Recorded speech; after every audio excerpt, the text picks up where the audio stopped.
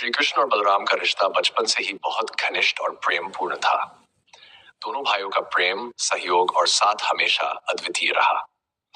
परंतु बलराम जी के व्यक्तित्व में कहीं न कहीं एक अहंकार का बीज भी विद्यमान था, जो समय के साथ बढ़ता गया।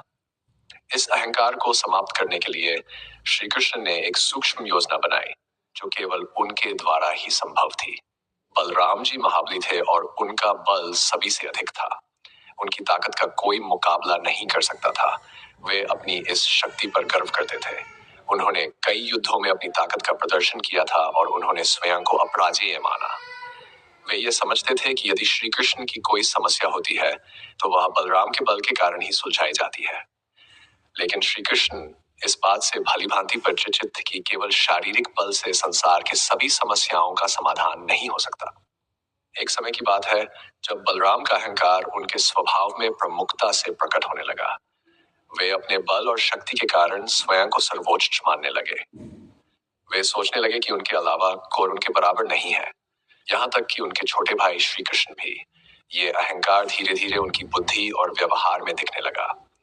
वे ये भूलने लगे थे कि उनके छोटे भाई श्री कृष्ण केवल शारीरिक शक्ति पर निर्भर नहीं थे, बल्कि उनकी बुद्धिमत्ता, नीति और धैर्य से ही संसार का संतुलन बना हुआ था। श्री कृष्ण ने महसूस किया कि यह समय है जब बलराम के अहंकार को समाप्त किया जाए, ताकि वे अपनी शक्ति का सही उपयोग कर सकें और विनम्रता को अपने जीवन में स्थान दें। इसके लिए श्री कृष्ण ने एक योजना बनाई।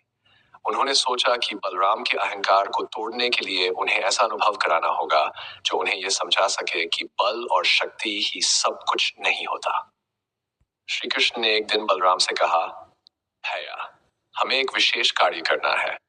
दूर पर्वत पर एक महान ऋषि का आश्रम है जिन्हें हमारी सहायता की आवश्यकता है। उनकी तपस्या में कुछ रुकावटें आ रही हैं जिन्हें हमें मिलकर दूर करना है। बलराम ने तो ये कार्य स्वीकार कर लिया क्योंकि उन्हें लगा कि इस काम में भी उनकी शक्ति का प्रदर्शन होगा। श्री कृष्ण और बलराम दोनों उस पर्वत की ओर चल पड़े।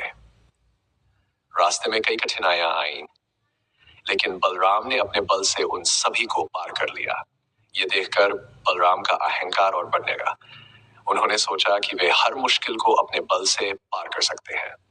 आखिरकार वे दोनों ऋषि के आश्रम में पहुंचे। ऋषि ने उनका स्वागत किया और कहा, आप दोनों की सहायता की मुझे बहुत आवश्यकता है।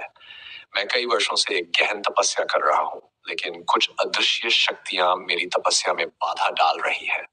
बलराम ने तुरंत कहा, आप चिंता न करें, मैं उन अदृश्य शक्तियों को समाप्त कर दूंगा। मेरे बल के आगे कोई शक्ति टिक नहीं सकती। ऋषि ने बलराम की बात सुनकर मुस्कुराते हुए कहा, ठीक है, लेकिन ध्यान रखें कि यह कार्य केवल शारीरिक बल से नहीं होगा। आपको अपने धैर्य और विवेक का भी उपयोग करना होगा। बलराम ने ऋषि की बात को गंभीरता से नहीं लिया और वे सीधे उस स्थान पर गए जहां से अदृश्य शक्तियां आ रही थी। वहां पहुंचते ही बलराम ने अपनी गदा उठाई और उन शक्तियों पर वार करना शुरू कर दिया। लेकिन जितनी बार वे वार करते, उतनी बार वे शक्तियां और अधिक प्रबल हो जाती। बलराम को समझ में नहीं आ रहा था कि वे अपनी पूरी ताकत से वार कर रहे हैं, फिर भी वे शक्तियां खत्म क्यों नहीं हो रही है। उनका अहंकार धीरे धीरे टूटने लगा, लेकिन वे फिर भी हार मानने को तैयार नहीं थे। श्री कृष्ण वहां खड़े मुस्कुराते हुए देख रहे थे। उन्होंने देखा कि बलराम के चेहरे पर थकावट और असमंजस की रेखाएं उभरने लगी हैं। बलराम ने कई प्रयास किए, लेकिन अंत में वे पूरी तरह से थक गए और बैठ गए। तब श्री कृष्ण उनके पास आए और बोले, भैया, ये समय है कि आप अपनी ताकत के साथ साथ अपनी बुद्धि का भी उपयोग करें। केवल शारीरिक बल से हर समस्या का समाधान नहीं होता। बलराम ने श्री कृष्ण की बात सुनकर कुछ सोचा, फिर अपनी गदा को एक तरफ रख दिया और ध्यान से उन अदृश्य शक्तियों को समझने लगे।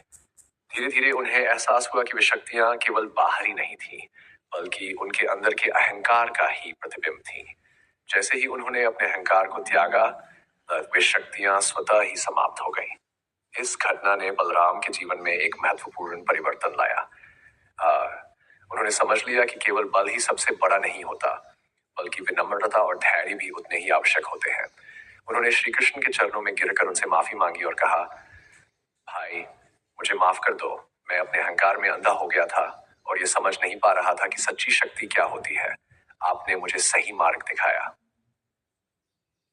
श्री कृष्ण ने बलराम को उठाकर गले से लगा लिया और कहा, भैया, आप हमेशा से मेरे लिए आदरणीय रहे हैं, लेकिन ये आवश्यक था कि आप ये समझें कि सच्ची शक्ति विनम्रता और धैर्य में निहित होती है।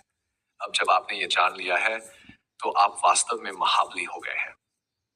बलराम ने उस दिन से अपने जीवन में अहंकार का त्याग कर दिया और श्री कृष्ण के साथ मिलकर धर्म और न्याय का मार्ग अपनाया।